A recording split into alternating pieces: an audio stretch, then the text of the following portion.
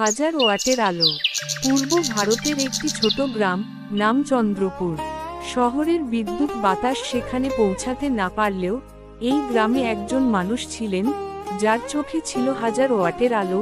তিনি ছিলেন শম্ভু মণ্ডল, এক গরিব কৃষক। শম্ভুর বয়স তখন 42। ছোটবেলা থেকেই বাবার সঙ্গে মাঠে কাজ করতেন। যেদিন পড়াশোনা ছেড়েছিলেন সেদিন মায়ের চোখে জল এসেছিল। কিন্তু শম্ভুর যুক্তি ছিল, মাটি যদি না ধরে রাখি তাহলে ঘর কি দিয়ে চলবে। বিয়ে করেছিলেন রাধাকে, এক পরিশ্রমী, শান্ত ও সহানুভূতিশীল নারী। তাদের একমাত্র ছেলে সাগর তখন ক্লাস 9-এ পড়ে। শম্ভুর 1 বিঘা জমি ছিল, বর্ষাকালে ধান আর শীতকালে সবজি। কিন্তু বিগত কয়েক বছর ধরে বর্ষা অনিয়মিত, খরা ক্রমেই তীব্র। শম্ভুর ফসল খেতে না উঠলেও ঋণ উঠছিল সুদসহ। কিষাণ ক্রেডিট কার্ড, এনজিওর ক্ষুদ্র ঋণ, গ্রামের মহাজনের, সব দিক থেকেই টাকা ধার করে ফেলেছিলেন তিনি। একদিন বিকেলে শম্ভু নিজের খেতে বসেছিলেন মাথা নিচু করে। হঠাৎ পাশের মাঠে কিছু ছেলেপুলে খেলা করছিল। একজন বলল, শম্ভু কাকুর কাছে গরিবের বিদ্যুৎ আছে, হাজার ওয়াটের হাসি। এই কথা শুনে শম্ভু হাসলেন, কিন্তু সেই হাসির পেছনে ছিল দীর্ঘশ্বাস। সত্যিই তো, ঘরে চাল নেই, কিন্তু কারেন্ট জ্বলে উঠলে যেন তার মনটাই জ্বলে ওঠে। ঘরের অন্ধকারে এক আশার প্রদীপ।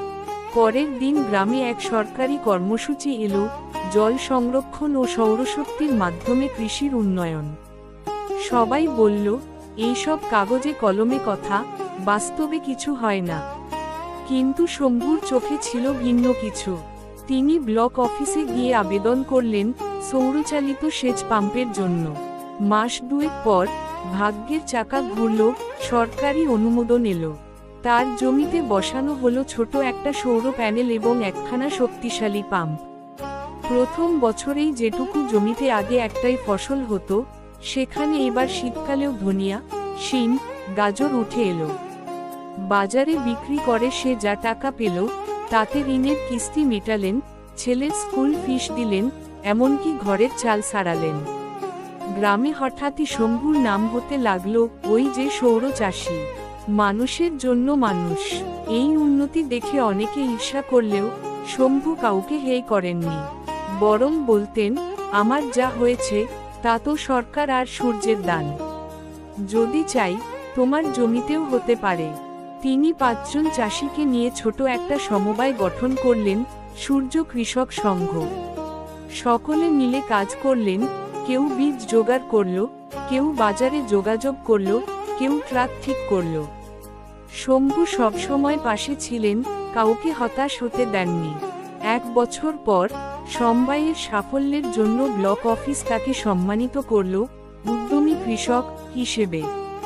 শম্ভু বললেন, আমরা গরিব, কিন্তু অন্ধ না। আলোকে চিনি, যদি একটু সুযোগ পাই। হাজার ওয়াটের আলো জ্বলে উঠল। এরপর গ্রামের আরও 30টি পরিবার সৌর পাম্প পায়। কৃষিতে বৈচিত্র্য আসে, মেয়েরা হাঁস মুরগির খামার শুরু করে।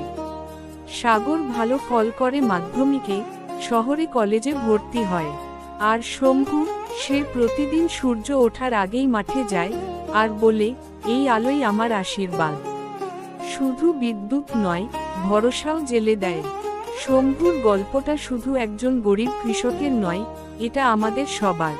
আমাদের সমাজে হাজারটা প্রতিবন্ধকতা আছে, দারিদ্র্য, অনটন, প্রাকৃতিক দুর্যোগ, অবহেলা। কিন্তু কারো চোখে যদি সত্যিই স্বপ্ন থাকে আর মনে থাকে চেষ্টা করার সাহস, তাহলে তার চোখেই হাজার ওয়াটের আলো জ্বলে ওঠে।